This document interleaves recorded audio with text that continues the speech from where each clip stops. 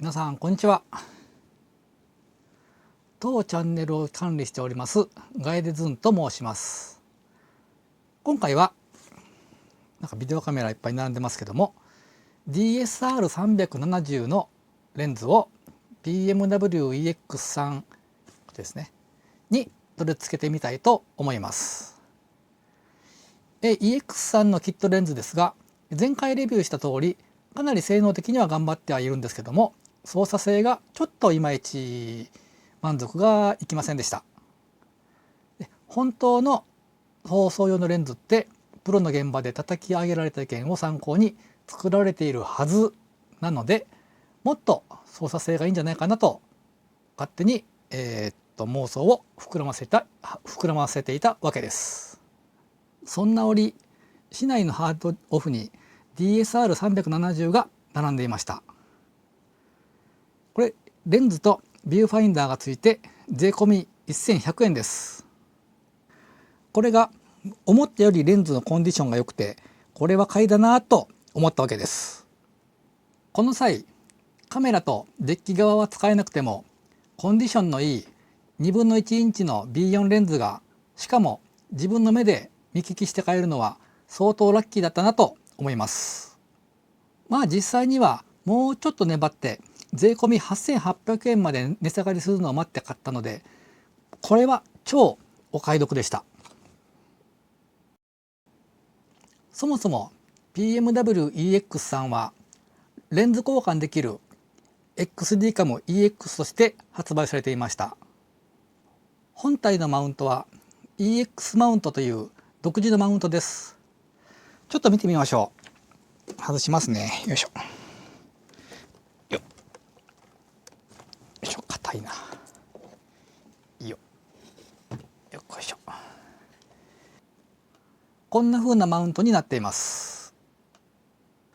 さて、片や DSR370 の方ですが、こちらは1/2分の1の B 用マウントになっています。これもちょっと外してみます。よいしょ。よ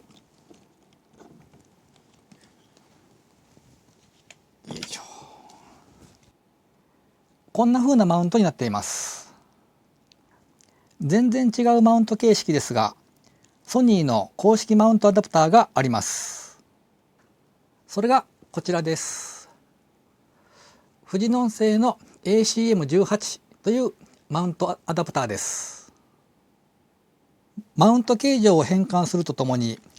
レンズと通信する14ピンもついています。これはガラスが入っていますが、これの広角的な役割は実はよく分かっていません。最初は ACM18 って金属の塊かなと思っていたんですけども、海外のサイトを頑張ってみてもここにガラスが入っているとは思わなかったので、ちょっと驚きです。若干拡大か縮小かなんかしてるんじゃないかと思うのですが、拡大かな。すいません、よくは検証してないです。それではレンズとアダプターと本体、これが揃いましたので早速取り付けてみます。まずは、レンズの方に ACM18 を取り付けまして、そしてレンズを EX3 本体に取り付けます。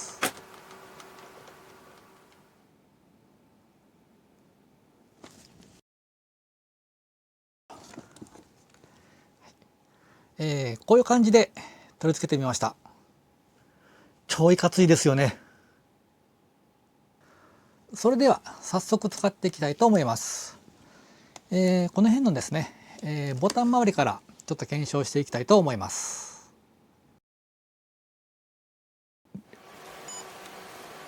レックボタンは当然効きますよね。オートアイリスもちゃんとレンズと通信してカメラ側に絞り値が戻ってきているようです。続いて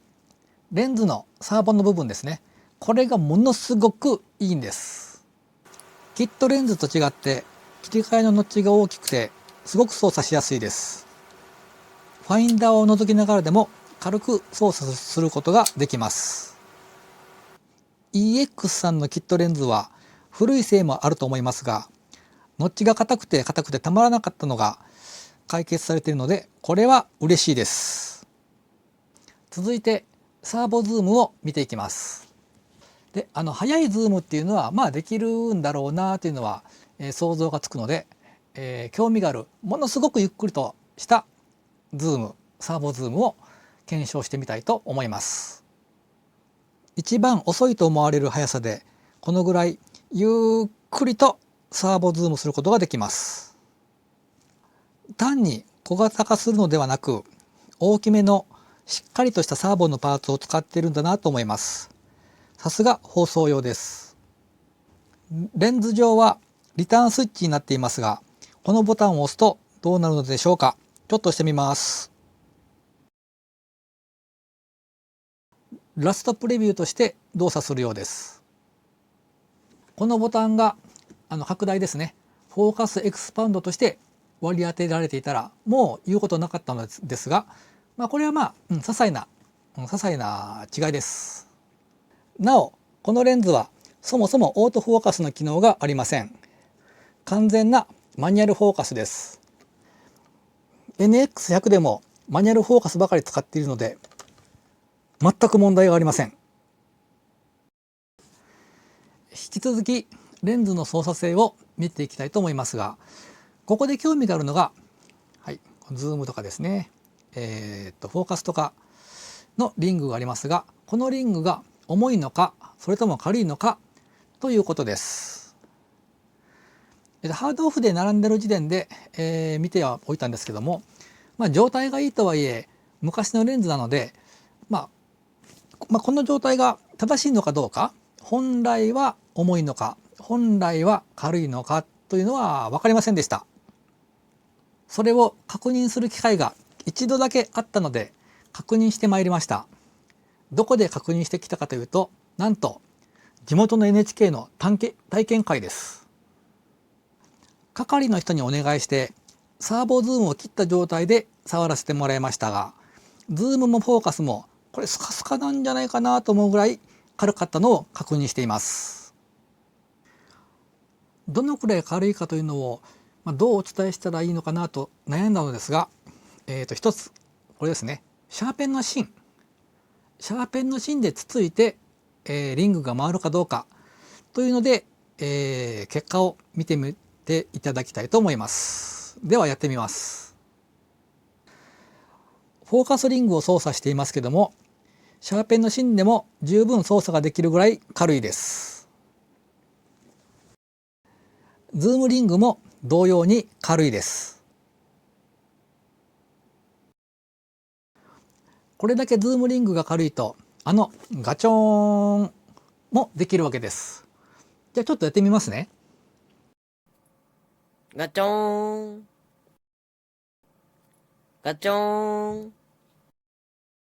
この素早いズームの動きは絶対サーボじゃ出せないですね。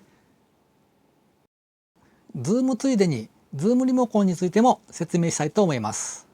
手を伸ばせばズームリングの上からズームレバーを触ることができるので、ズームリモコンはいらないかなと思ってはいましたけども、よいしょ、はい、じゃじゃーん、これですね。やっぱり買ってしまいました。使っているのはリーベックの ZC9 Pro になります。ハンディ機などはカメラ本体に直接ズームリモコンのコネクタがありますが、 B4 レンズの場合はレンズそのものにコネクタがついています。はい、ここですね。ここにズームリモコンを取り付けます。取り付ける場合ですが、まず三脚などにカメラを据え付けまして、でリモコンのコネクタを取り付けまして、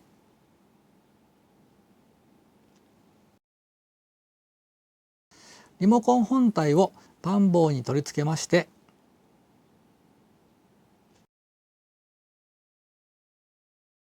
あればメーカー選択のスイッチを確認しまして、これで完了です。レンズ本体からニョキッとケーブルが生えているようにも見えますので、これも相当いかついですよね。いかついですよね。ズームの分解能も高く、とても重宝しています。速いズームはもちろんですが、ゆっくりとしたズームもバッチリです。それではフォーカスの方に話を進めていきたいと思います。もう一回。それではフォーカスの話に進んでいきたいと思います。オートフォーカスそのものが入っていないので、全部大好きなマニュアルフォーカスで行います。フォーカスリングはフォーカスデマンドが装着できるよう一定間隔の溝が入ったところとリング径が大きくなっているところがあります。普段はリング径の大きなところを使ってフォーカスを合わせます。こうすることで見かけ上回す量が大きくなって細かくフォーカスを送ることができます。もちろんエンド端があるのでフォーカスが合わないというふうにリングを回し続けることもありません。ついでなので一般的な動画のレンズで使える、フォーカスの合わせ方をちょっと紹介していきたいと思います。まず撮りたいものをできるだけ望遠で寄りまして、でこの状態でフォーカスをしっかり合わせまして、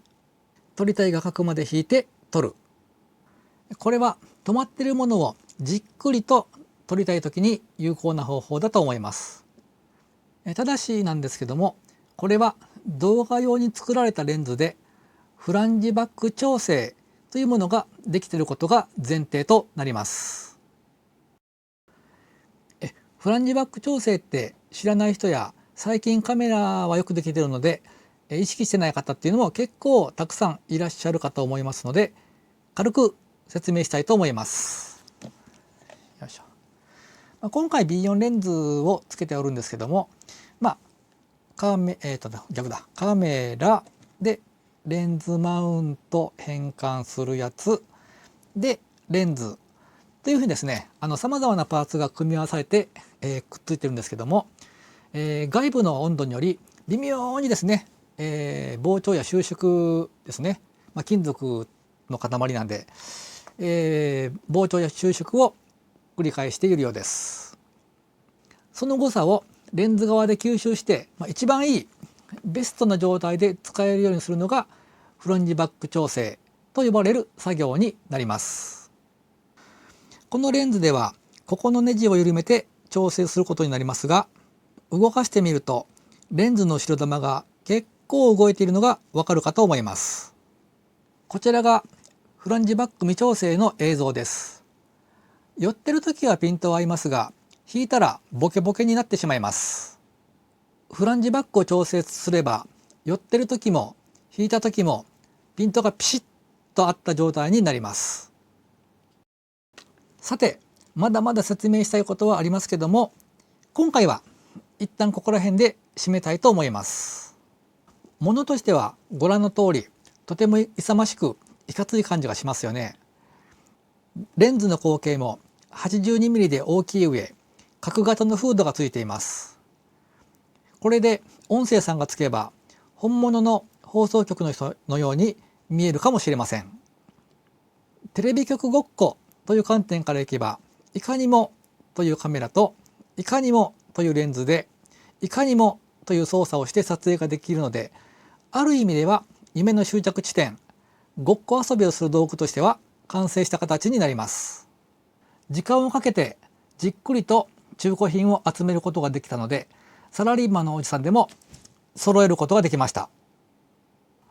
本当はキットレンズと B4 レンズの映像の違いとか、本体ですね、これ HD のカメラに SD のレンズをつけて、絵的に耐えられるのかというのをやりたかったのですが、しっかり撮ってしっかり解説した方が絶対いいと思いますので、次回に回したいと思います。本当に申し訳ございません。さて、今年の夏は暑さが厳しくなりそうなので、皆さんもぜひご自愛いただきまして楽しくて実りのある撮影ライフをご堪能いただければと思います。それではこの動画を見て参考になったなっていう方、面白かったなという方は是非いいねも、そしてまたの方はチャンネル登録をぜひよろしくお願いいたします。